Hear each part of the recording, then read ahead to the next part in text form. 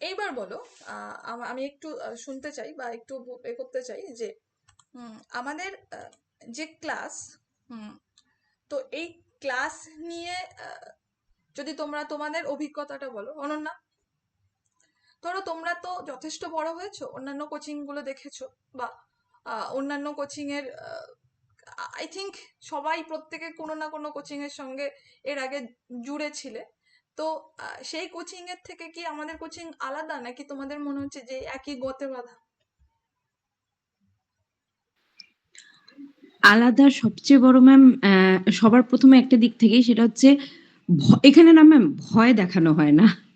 সবচেয়ে বড় আলাদাটা আমার এটাই মনে হয়, মানে আমি আজকে আজকে যে মক টেস্টটা দিলাম ম্যাম, সেখানে আমি কোয়েশ্চেন কিছু ভুল করেছি। তার মধ্যে ৩ টা কোয়েশ্চেন আমি নিজে কনফিউজড হয়ে গেছিলাম, তাই ভুল করেছি।